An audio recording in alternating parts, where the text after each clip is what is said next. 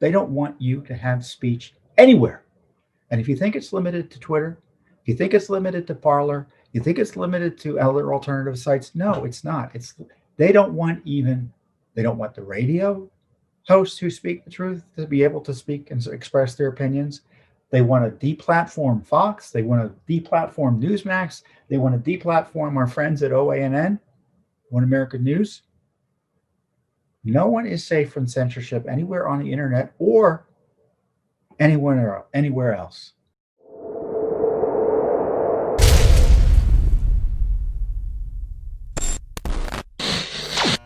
There's been this crazed attack on our freedoms by big tech censorship, big tech censors. Most directly, I've been taken off Twitter, locked out because of a tweet I posted. I said something to the effect hydroxychloroquine is a safe drug. I've tweeted that repeatedly in the past. In fact, someone previously in September had complained about that tweet, and Twitter told me we got to complain about that language, and we found it to be in compliance with our rules. Yet on Friday, shortly after I talked to you about the threat of big tech censorship, they told me not only did I have to delete that same tweet that they had previously approved, that even if I deleted it, I was going to be locked out for 7 days. So I appealed it using their process, and if I haven't heard from them, they've ignored it. And the punishment doesn't start until I delete it. So on top of being locked out for 7 days once I delete it, I've been locked out now for for a week because I appealed it. How complicated is that appeal? So obviously it's not about hydroxychloroquine. It's about the fact that I'm a leading conservative voice. They've been purging followers, and they have like 3 or 4 reasons as to why they're doing it or justifying it. We don't know because it's a black box. We're taking their word for it, even though they've been caught lying about their activities before. Judicial Watch's Twitter account has lost nearly 200,000 followers. I've lost, last I counted, about 150,000 followers. So that's over 10% of those who were following me.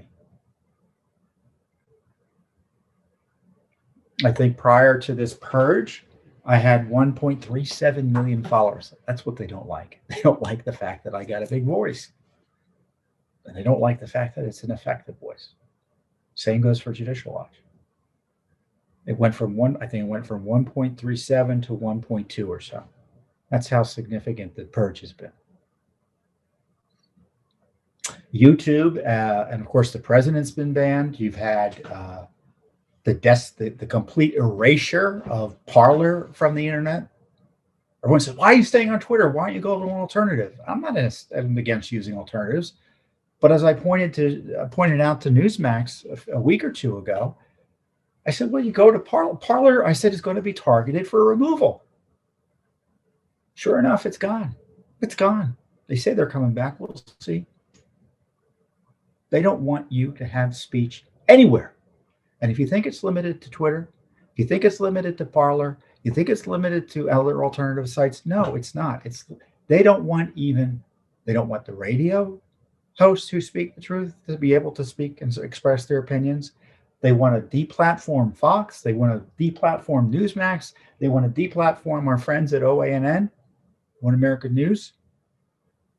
No one is safe from censorship anywhere on the internet or anywhere else.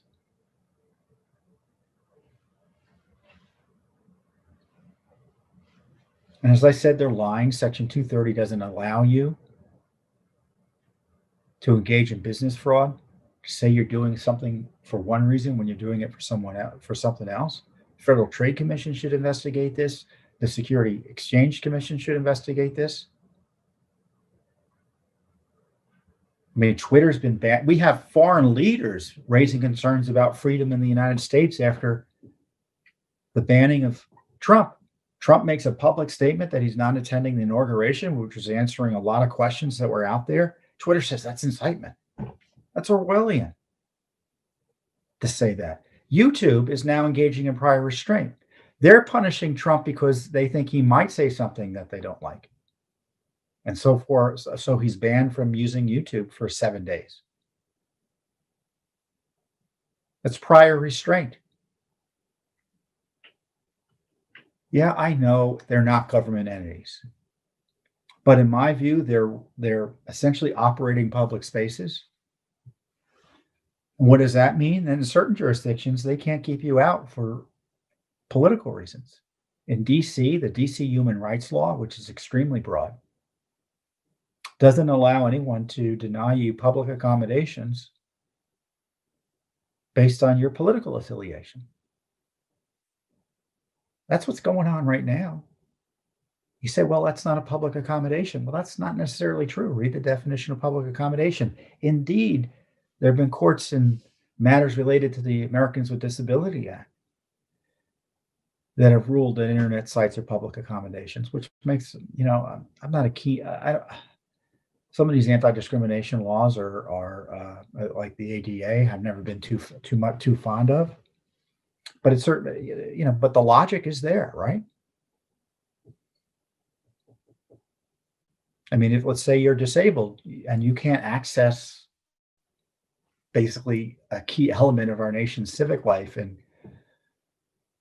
all these businesses and other communication methods on the internet, there has to be reasonable accommodation because it seems to me it's a public accommodation, public utility. But even then, they're engaged. Forget about it. But as I say, let's go back to the initial issue. They're lying about what they're doing. They're pretending it's being done neutrally. It's not. They're engaging in false advertising, business fraud, etc. So I don't know what we're going to do. I'm going to let the appeal run. I don't know how long to let it run, but I'm off Twitter. Judicial Watch's activities on Twitter are constrained too, because Twitter, I'm convinced, is going to come after Judicial Watch if they post too much information that even indirectly mentions me. They're going to do to Twitter, to Judicial Watch, and me what they did to Donald Trump. Now, we're currently on Facebook. I'm on Facebook too. It's Judicial Watch for Facebook, Real Tom Fitton on Facebook as well. We're on Instagram at Tom Fitton and Judicial Watch. And we're online at judicialwatch.org. And this is what I suggest you do. If you like what you hear, if you want access to our educational information, if you don't think a government watchdog group is going to be protected online and be able to communicate with you, then this is what you should do. You should go to our website and sign up. Give us your email address so we can communicate directly with you via email, and give us your mail address, your postal mail address, so we can communicate with you via the mail. I am dead serious where it's not an unreasonable possibility that we won't be able to talk to you anymore if this keeps on going the way it is on the internet, and that we may just have to send you material through the mail. So that's, and you may be using Telegram or Signal or whatever. Believe me, all of that can be taken away just as easily as Parler was taken away. If they can remove the president of the United States, they can remove you and any internet application or anything else you think you're using to get around big tech censorship.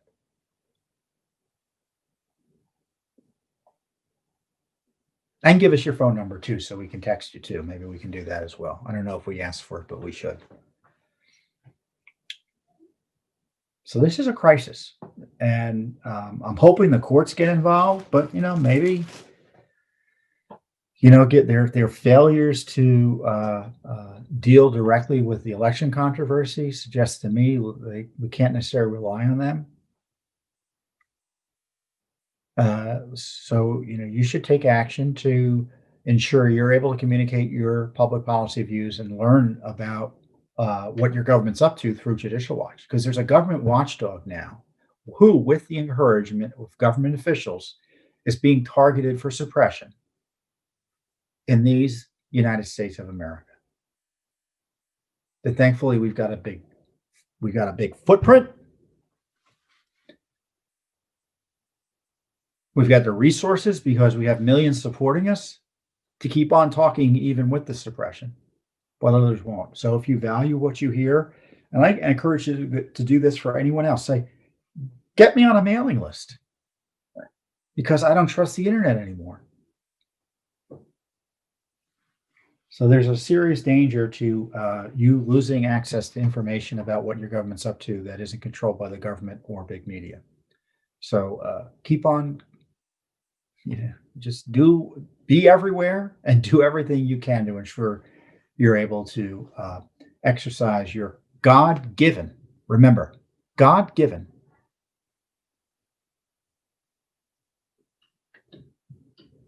First Amendment rights to engage in peaceable assembly, speech. And the other part of the First Amendment is to petition your government. They don't even want you talking to your government. They don't.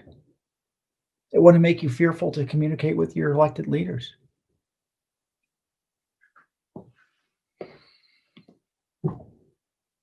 So I think I guess I should be angrier than I am, right? But that's life, I guess. I'm surprised I've lasted as long as I've been able to last on some of these platforms. I've always kind of thought they were going to come after me. Who knows? Maybe I'll be on Twitter soon. I'm not going to leave Twitter voluntarily. I'm not. But that would be a victory for the other side. And by the other side, I mean opponents of our republic, opponents of our Constitution.